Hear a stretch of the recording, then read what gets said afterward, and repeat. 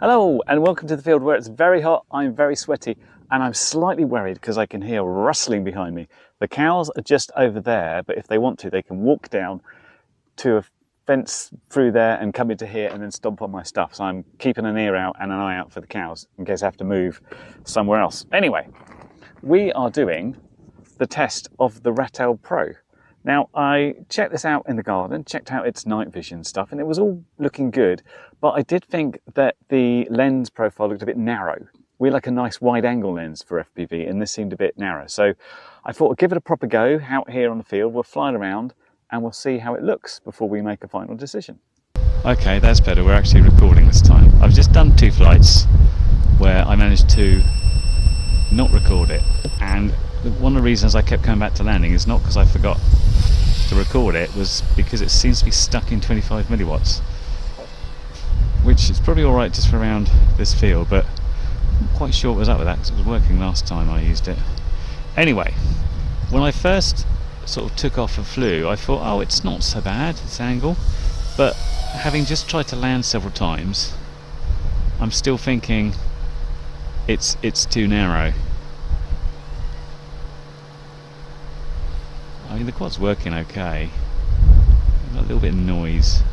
I don't really want to be in 25 milliwatts, but I'm going to have to sort that out later.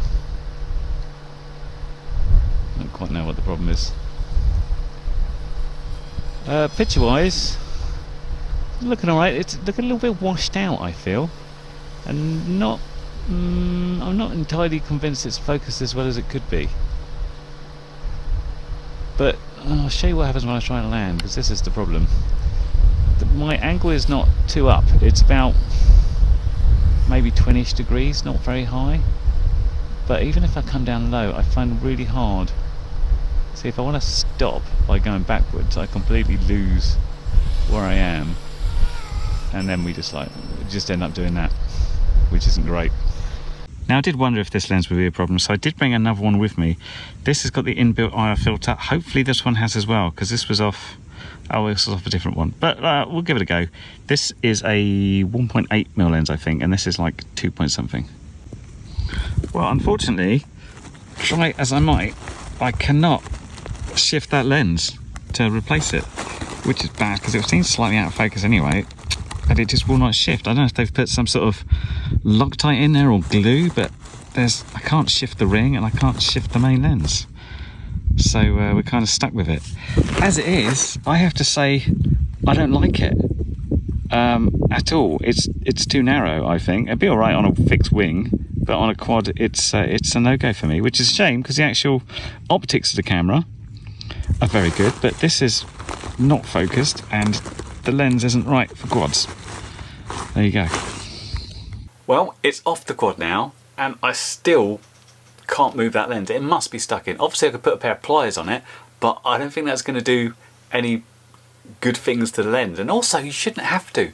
Sometimes these can sort of not be focused. I didn't think this was focused properly. I thought it was a bit soft when I was looking at those trees in the distance, so I wanted to have a twiddle with it, but I couldn't. What lens is this? I'm not sure. It says the FOV is 125 degrees. A 2.1mm lens is about 150 degrees of diagonal vision, and normally I'd be using things like a 1.8 or a 1.66, which is much wider, and you're probably watching that clip thinking it doesn't look too bad, but it's how it feels. When you do slight movements, it feels very jerky, and when you do a turn, it feels like you're not turning as much as the sort of the landscape scrolling past. It's tricky to describe. The previous Ratel's absolutely fine. This is the original one on my Nazgul 5, and I think that has a 1.66 or 1.8mm lens.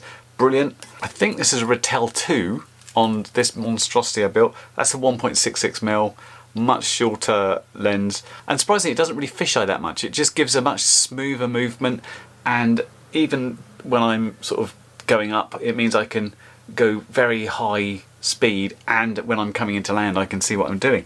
So this is really unusable to me, which is a shame. I mean, it'd probably go in a plane, up high, cruisy around plane on a pan tilt, you can see what you're doing, but not for a quad, I'm afraid, so that's very much disappointing. But there you go. Anyway, links are down below if you should want one, but honestly I would go for one of the previous models, which has a decent lens on it. Despite this being very good in night and you know, having a good sensor, it's not usable. There you go. Anyway, hope that's helpful. Catch you next one. Bye for now.